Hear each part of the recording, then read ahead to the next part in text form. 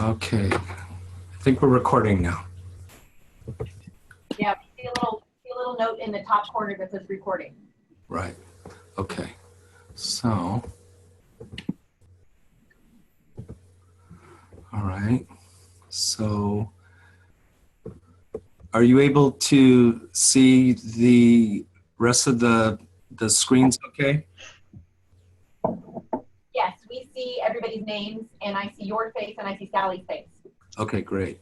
Okay, well then I'm going to go ahead and officially welcome everyone today. It's to the Family and Community Engagement Roundtable. And my name is Fred Cochran, and I'm here with our interim director, Sally Gleasing from RSDSS, and as well as our guests from Riverside County Office of Education that will introduce themselves in a few minutes. So I want to welcome you today and thank you for taking part today in our Zoom call. The reason why we are changing the format of our Zoom call is, or our meetings, is to be able to do another way of doing outreach with our regional partners. And it's a great opportunity for us to be able to build capacity and to hear from one another about our challenges and successes along the way.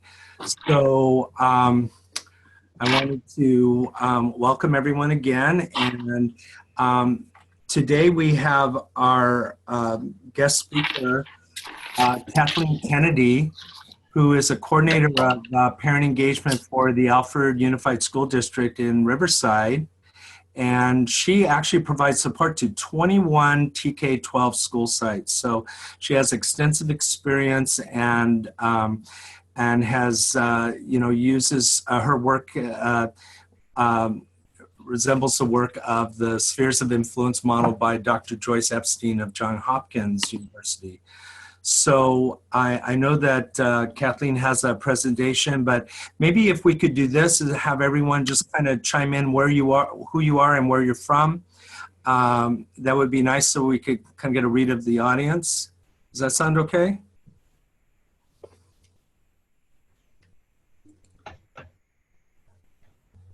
Sure. Shall I start? Can you hear me? Yeah.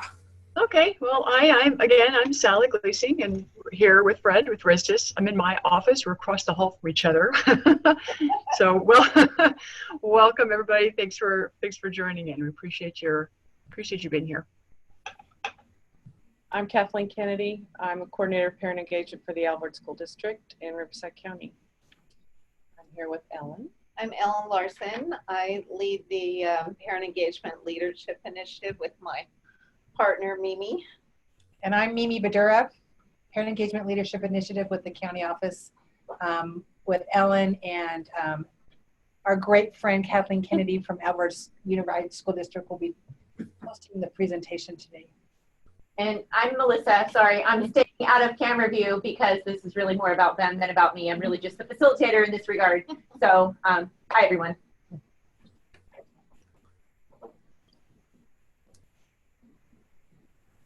Okay.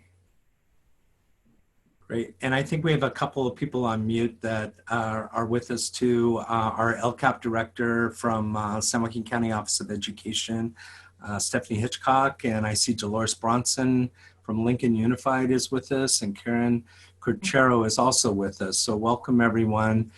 Thanks for attending. If some come in after we start, that's perfectly fine. So how about I turn this over to Kathleen, and we can start with your presentation. Okay, I'm gonna get you started here. There's my tech right here. Our producer. So the new title. Okay. All right. All right. I start with a screen that shows you a little bit of where we began in 2012. We didn't have a whole lot of direction yet at this point. LCAP wasn't in place, so we worked pretty much as a Title I and projects office to determine the direction of what my new position of parent engagement coordinator would be. And you can see our 5 goals that we started with, and they pretty much have not changed. And you have there a picture of one of our original parent classes, learning English and also learning the 6 keys of parent involvement from Joyce Epstein. So the quote that really I took to heart the greatest was that the level of parent involvement in our schools is not determined by parent interest or apathy, but it's based more on the appropriate strategies and structures that are in place to facilitate their participation. In other words, if we build it and we reach out, they will come.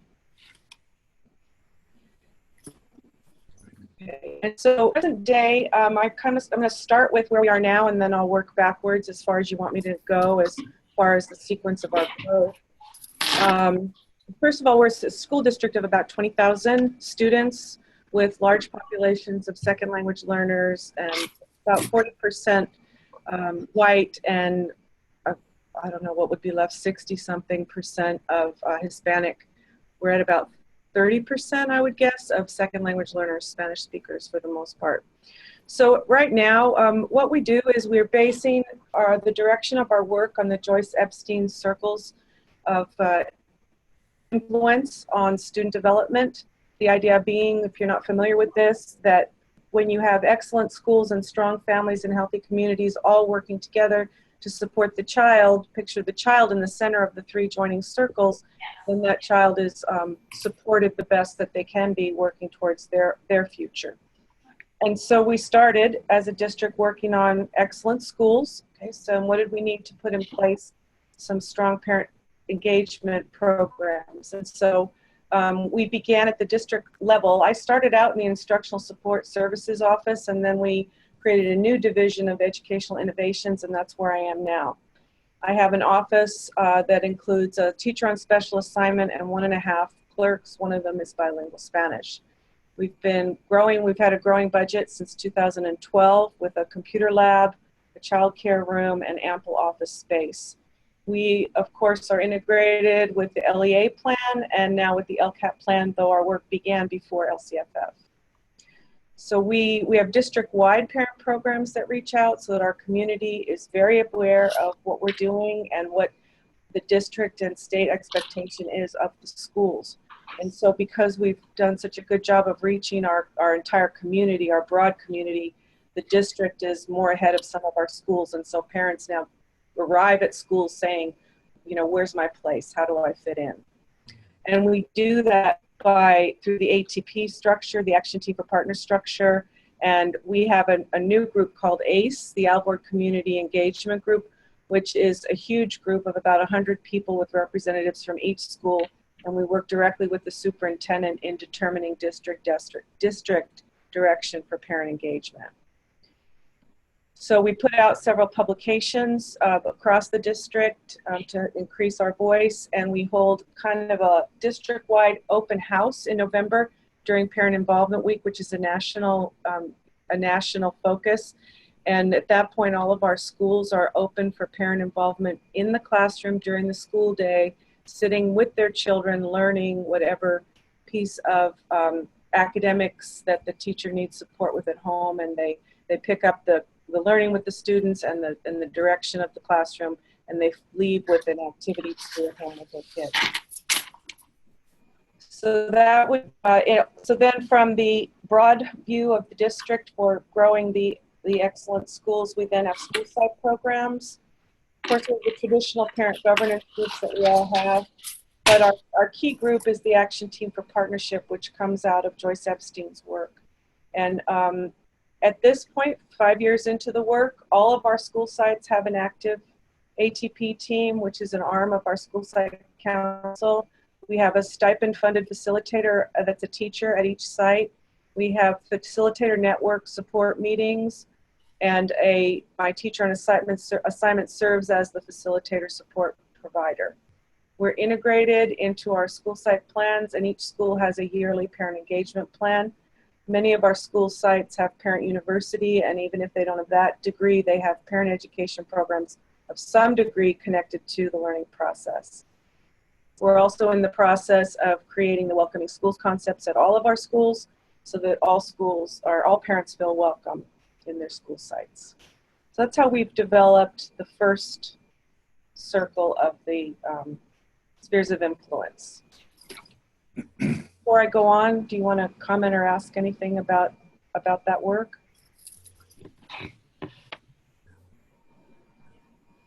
I was kind of interested in the parents' role in being in the classroom and watching and being part of the instruction. Is that, did I understand that?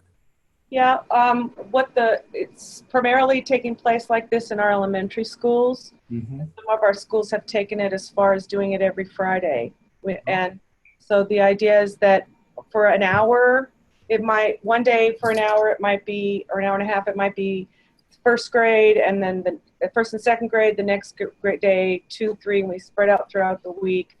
And then come and they sit with their children in class, and the teacher presents a lesson that they can ask the community for support with, at taking it for learning at home with the 6 key and Joyce Epstein's 6 keys, and they send them home with work and a work bag that's connected to the structure of the classroom and the standard that they're working on. Great. That's a wonderful idea. Yeah. I have a school that does it every Friday. They call it Family Fridays. Mm-hmm. Parents drop their kids off at school and go to class with their kids for the opening hour. And then they can follow into conversation with the principal later on, or immediately following that, like a principal's coffee. Wonderful. It is. I'm very proud of that. Yeah. So, okay, shall I move on? Okay. Okay, so taking the idea that when our families are strong, our students are stronger. So each of our school sites uses the 6 keys of parent involvement to develop amongst their families, and they do that through parent workshops. They integrate it with their parents' governance groups, and into pieces of their classroom work. We use the PELI curriculum, which is the Parent Engagement Leadership Institute initiative that Ellen and Mimi began here at the county office, and that was the beginning of my work and learning about, they helped me set my direction. Mm-hmm. So the PELI curriculum puts out different modules related to the 6 keys, and then it's there for us to turn around and use with our families. We don't have to create that. So we've gone beyond that and integrated other pieces that support our work. So we have partnerships with social services that come and support our parent groups. Numerous groups come, like Planned Parenthood and some healthy families grants that we help with their grant and they help with ours. And then we also have a program for adult ed, English as a second language, where we've taken the adult ed CASAS curriculum, if you're familiar with that, and we've integrated the 6 keys, providing parent education for parenting in the schools. Okay. Oops. I did something. I'm sorry, I touched the mouse. It's okay, just move it down to the screen somewhere. Click anywhere outside of that white box. Okay, yeah, there we go. All right. And we're focused this year more on developing our communities, because we feel like our programs for schools and families are pretty strong. And so this was the year that we started using some adult ed curriculum and some adult ed funding to reach out to our Spanish-speaking parents, which are numerous. And so we started with 1 English class, and we've expanded to 4. We have 4 classes of about 25 adults that come learning English. They're also picking up job skills, but more importantly to our work is that they are becoming more involved parents in our schools. And so our students in our adult ed programs are all outward parents. And so we also bring in, again, those community partnerships with our adult ed classes. And now we are exploring developing a community engagement center at our school district and in our sites to further integrate the community services, which our families are so much in need of. And then again, I mentioned our Community Engagement Committee, which is under the direction of, I work with our superintendent directly. He's at all the meetings, and we are uncovering a lot of the needs and the direction that our district needs to go in to better serve our families. That's how our work revolves around spheres of influence. I can go on with how we began and the steps that we took, or we can stop there and discuss from there, whatever you want to do.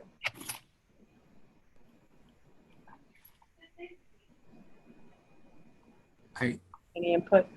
I would like to hear your story, basically, Okay. because I think that helps people know the challenges that you faced, and how you overcame some of those along the way. Okay. So we're 5 years in, like I said, and back in the summer of 2012, I moved from my principalship at an elementary school, high socioeconomic need in Riverside, California, into this position. And I had an assistant superintendent with a lot of foresight who likely knew what was coming down the pike before I did. And this was the year before LCAP was rolled out. And so I began really not knowing what direction I was going. But I had a lot of time to dedicate to learning and determining our direction. So in that summer, I took the Family Engagement Framework from the state of California, and as a team of administrators, we explored the 5 framework domains that are a part of that framework. And so you can see here on this slide that initially we all did a district self-evaluation, and we took each page of that framework and highlighted the places where we thought our schools were.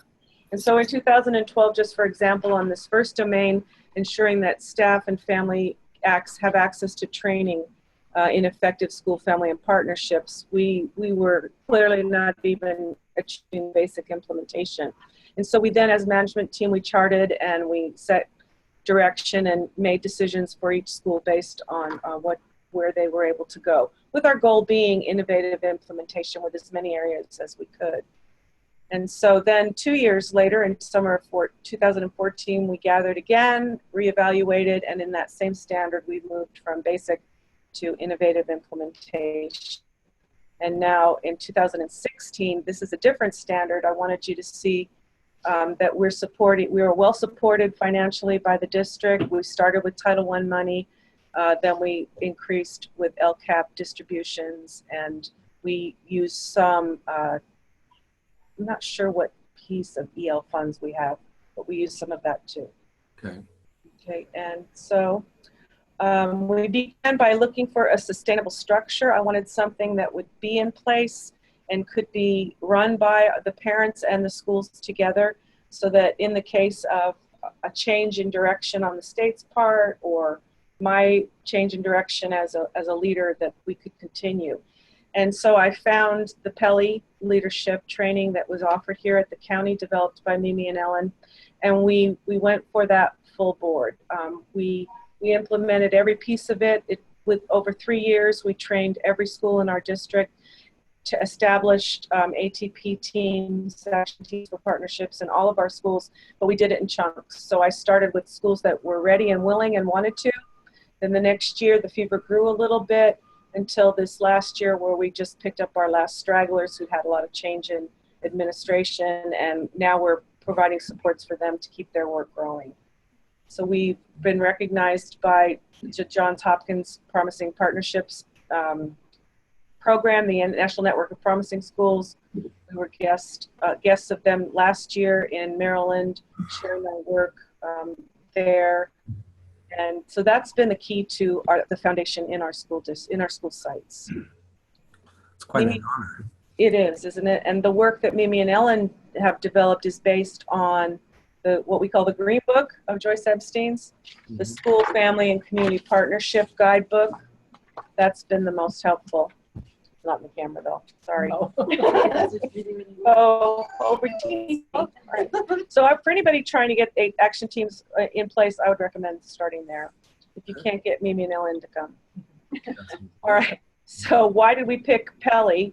Probably training. First of all, it's recommended by our county assistant superintendent, and that's how I found it.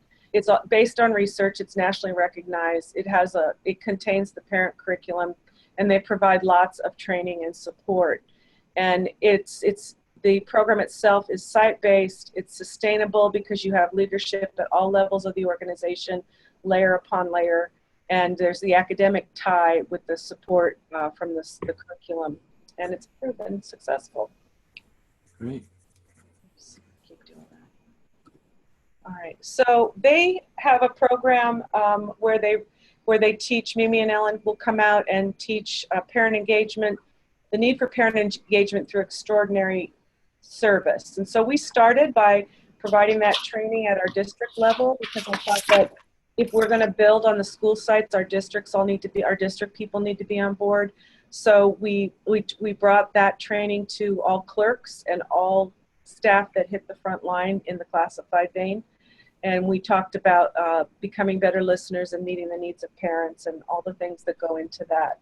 From there, we trained school site secretaries together with their principals, and they then set goals for what they thought their schools needed to do to better reach out to parents. So we began with goals from the classified, working with the office staff, and then from there we rolled out to the classrooms with the ATP trainings.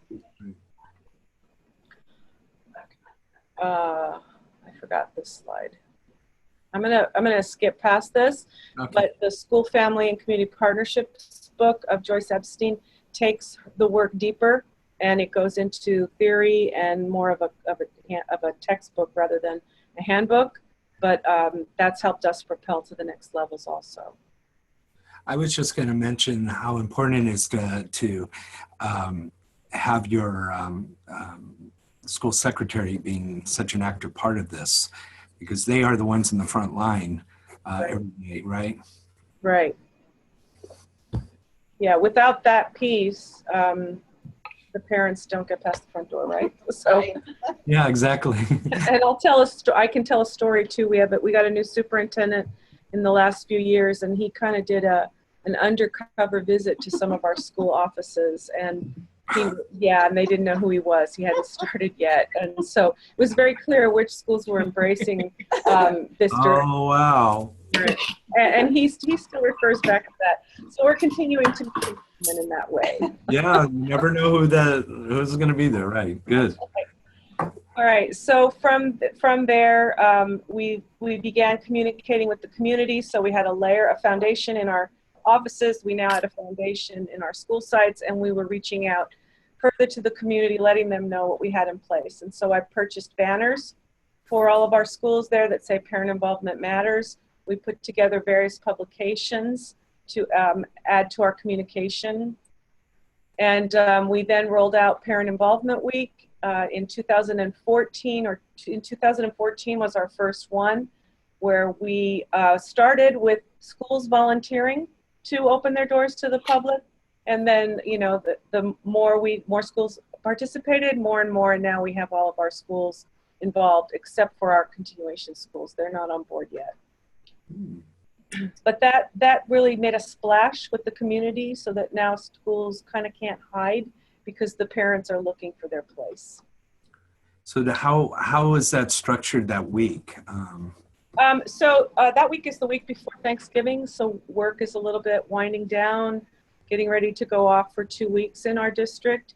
And I distributed ideas for the week from the promising practices documents that come out from Joyce Epstein's work. And then people met with their ATP teams and planned what they wanted to happen during that week. They had options. It was pretty much up to them. They could do one day. They could beef up their principal's coffee or their ELAC meeting, or they could roll out something bigger. And with the idea being, we wanted to communicate to the parents that their connection to the student learning process is what made the difference in student achievement, not necessarily the booster club activities or the PTA book fairs, but it was making those closer connections with the learning. And so that's when classrooms started opening their doors to parents. During that week, some schools have different workshops throughout the week, and classrooms are open, and all variety of things go on. But every school now participates. That sounds great. Good. Okay, so one of the things that helps us, that has really helped our work grow, is that the leadership, the leader's attention, you know that what the leader focuses on is what's going to grow, and it communicates the importance. And our superintendent, he's been with us now 4 years. One of the first things he did was gather the community and create this strategic plan that's quite in-depth, community created, and it's a document that we all use on a regular basis. And within that document was the value of inclusiveness and the mission statement that included our goal of developing a system that was distinguished by relationships and a culture of trust and integrity. And if you go on the strategies that we as parent engagement work are noted directly in 2 strategies. We will develop a system for meaningful family engagement and a learning organization to address the unique needs of each student. And from that, all of our work is raised quite a level of importance and value in the community and in the teaching ranks and throughout the district. So now, as I've said it multiple times, that all of our schools are trained. We've made our own brochures for ATP partnerships that we distribute to our parents looking for a place to do some of their work. We have integrated our work with ATP and the 6 keys into each of our parent groups, our ELAC, our PTA, universities, our teachers associations, our Healthier Generation grants. All of our work that involves families and parents now is integrated with our work, and they support our goals and we support theirs. We also are integrated with district and city programs. I've mentioned that. Here's some samples of that work going on in our district. And the layer we added 2 years ago was providing support directly to the school. So together with my teaching support, we provide, all of our facilitators have stipends, and we provide quarterly meetings to help propel their work. Right, so where are we going? We are continuing to develop our Healthy Communities module through parent centers, community liaisons, and an early outreach program. We want to develop school site parent centers. We're working on strengthening our evaluation system. And I want to continue to integrate our program deeper into district departments like special ed. We're in food services, we're in EA programs for the most part, but I'd like to see us integrated more closely with student services and special ed. And of course, we're increasing our adult education now for our to meet our parent needs. That pretty much covers the Alvord parent program. So your evaluation system, are you using surveys with your parents, or yes, interviews, or? Yes, we've tried a couple of different things. Basically, what we're landing on at the school site, we are evaluating from 2 different directions. We're evaluating program implementation because we're really putting a lot of faith in the research out of with Joyce Epstein, where if you support and shore up your structures, then your parent involvement is going to grow. So we're evaluating each of the events that our schools put into place, and we're evaluating the effectiveness of their ATP teams. Then we're also reducing some lengthy surveys that we have right now on parent perceptions, and we're working on different ways to put those out. Yeah, I think that's important because some of those surveys can be too intimidating in some ways, or too right. Good. Good.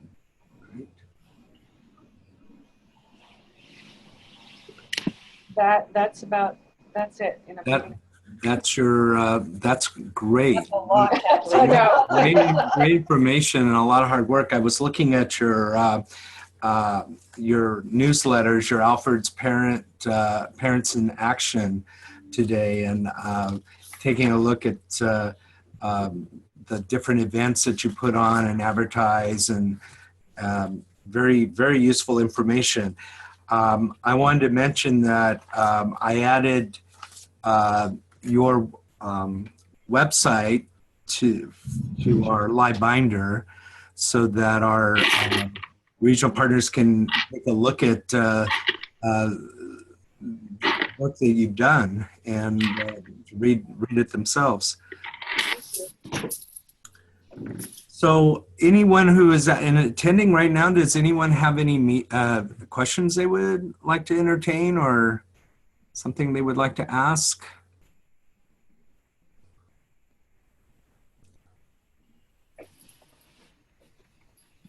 Yeah, I'd like to go ahead and chime in really quickly. Hi, Sally. Hi there. Can I be heard okay? I'm Sally. Yeah, I can hear you. Hi. Great.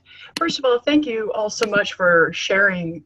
Just wow, you know, the process, the journey, the strategies, really powerful. Appreciate that. My question comes actually as a parent and a working parent and a really busy working parent. What might be or what have been some of the, I guess, thoughts or planning or strategies that you've thought through and implemented even for really busy working families and working parents to help bring them in maybe unique and different ways?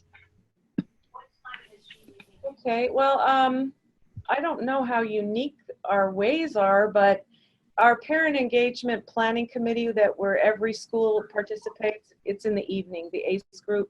Those are in the evening. We also have gone to taken advantage of the federal program, or maybe it's state, where we're able to provide supper in our schools. So we are offering supper to the children of all the families that come and participate in our nighttime events. So that's proven successful. And then our schools move their meetings around based on when they can get the most participation. Some schools hold a lot in the daytime because there's not a lot of working moms, and they'll take their children to school and they'll stay. Other schools have them in the evening. So it depends on the community. Got it. Sounds really flexible to just individual needs of the different schools. Right. Great. Well, thank you. And then I'll add that our courses that we offer the parents are morning and evening. So there's two choice. Yeah. Are there strategies you use that enable parents to participate but don't require physical presence in a meeting? Like, I mean, you mentioned surveys. Are there other, other avenues that parents can give information back? Yes. Like, for instance, I did a survey last year where I went through the traditional system of the child, put it in the child's backpack kind of thing. And then I provided incentives. So for each school that participated, I provided beach balls and a list of academically oriented games in the classroom with a beach ball, because we're trying not to offer food, so there's no more donut and ice cream parties. So I used beach balls last year to get surveys back, and I'm pleased with the 600 survey responses I received back. We're a bigger school district, but if I hadn't gone that direction, I might have gotten 50. Yeah, nice. Yeah, we're not set up in our community for this kind of an exchange with parents via technology. A lot of our parents aren't there. We've tried going just digital. We've experimented with it. I still distribute everything in paper. We use the Blackboard system and the website. And we do a combination of ways of reaching it. All right. Well, thanks. Thank you. Sally, I'm going to chime in here too. Yeah. Sorry, Melissa, I know I'm blocking Mimi's face, but Okay. I'm reflecting back on when I was at a school site. One of the challenges we faced was that our parents that worked until late into the evening or weren't able to come to the school site, our volunteer program was geared towards having parents engaged in some opportunities to be a volunteer participant, even if they couldn't make the school site. So if the teacher had something for the parents to do, even if it was as simple as, cutting out laminated snowflakes for the bulletin board, something like that, Right. The parent would be able to come in with whatever task it was, or even it could be, the volunteer hours of taking the kids to museums on the weekends. And the teacher would give the parent the number of hours associated with that task. And then we had a community liaison that would log hours for all of our parent volunteers. And at the end of the year, she would work with community partners to get donations of goods, and then the parents would use their logged hours as their dollars or their tickets Oh, to cool. participate in a raffle. So even though the parents weren't there physically, they couldn't because of their work schedule or because of transportation, whatever the case may be, they could still log those hours. And you know, they then only came in on that one day when we had our volunteer tea and then the volunteer raffle. Nice. Thanks for sharing, Melissa. That's cool. Yeah, And that, we do some of that through our ESL classes with in our parent universities, to where they can earn different levels of degree. You know, you might get an AA degree if you went to parent conference and 2 events, or the more you participate, the greater your degree, and we give certificates and recognition ceremonies. Similar. well, that gives everybody a chance to participate that can't, you know, go through the channels like everyone, like other people. So I think that's great that I like the idea of working towards those hours, so they could possibly get something to help them with teaching their kids at home, or Yeah. it's really wonderful. It's really Fred, I'd like to chime in. One of the types of parent involvement through Dr. Epstein is communicating, and we have been able to communicate some of those strategies through the volunteering type with the parents and community members and staff that we train through the Pele curriculum. And if you go online to the Seattle Public Schools website, they have an incredible handbook for volunteers and volunteer coordinators. And Ellen and I were really excited when we came across that reference. They have a lot of suggestions on how to incorporate things, whether they're a busy volunteer or a full-time volunteer, being a little creative on what that looks like. We also recommend families that maybe have more funds than they have time to consider doing Donors choose. Donors Choose. Oh, yeah. Mhm. And there's some teachers that have been really happy with that opportunity for families to donate and volunteer in that respect. But I would suggest going on to the Seattle Public Schools website and look at their volunteer coordinator and volunteer handbook. Books. And it'll give you some great ideas. What does it look like? That's why I said I'm gonna look up a picture, and then I'll Because send we it have to to you. figure out Well, like. that's great. And we can add that to the I thought they'd send library. like a picture or something, so I was gonna go to that as soon as I finish with this. So are they getting a quote for the Chromebooks too? Oh, am I supposed to do that? Well, Okay. Yeah. Okay, I didn't know. Annette, did you? Oh. That one's not I on. don't know if Dolores knows that Whoever our IT guy about. her mic is off. So let's, are there any other questions anyone else would like to have, or any other topics they're interested in? I know they're like there's I think that's a great idea. I'm anxious to look at the Seattle Public Schools handbook. There's so many great resources out there, and why reinvent the wheel if you don't have to, right? Right. Right. Good, good. I Okay. purposely have my screen and my mic. So what I wanted to say is, well, of course, thank you very much to Well, I think because we're so much Kathleen and Mimi and Ellen and Look, I'm not even paying Melissa attention. for sharing their great resources with us. And That's okay. I'm multitasking. and I would like to just give a couple of things, a couple of announcements out. One is to be sure to keep checking the live binder for updates. I've been adding a few updates there for you guys. And one big event that's coming up is June 22nd through the 24th at San Francisco will be the Family and Community Engagement National Conference. And I just registered for that myself. And I know Mimi and the gang, I imagine it's okay for me to say we're all going to be there. We're all going. And we can't wait. And I think it'd be my understanding is it doesn't come to the West Coast that often. Is that true, or am I wrong? You're right.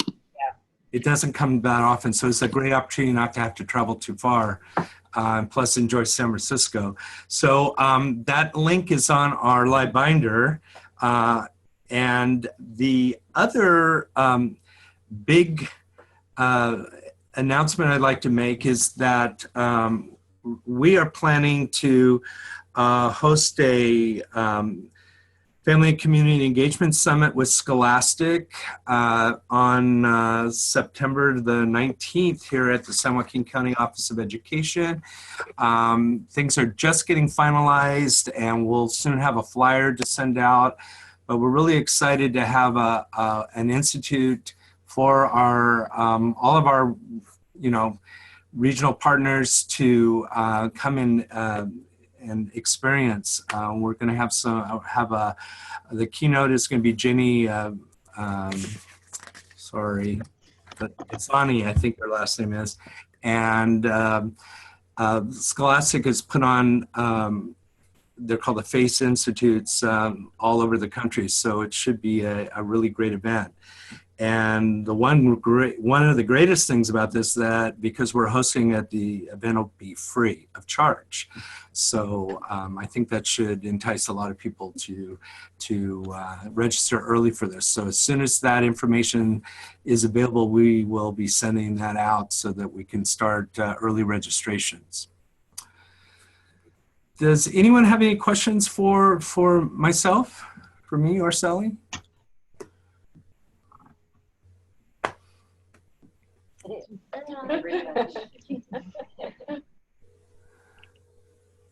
So does it sound like so what we'll do now is the meeting will be recorded, or it's being recorded now, and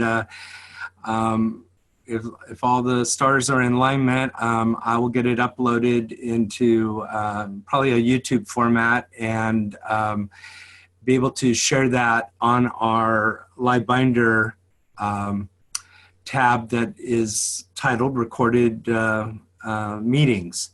So that way we can share this information with our other folks that weren't able to come today.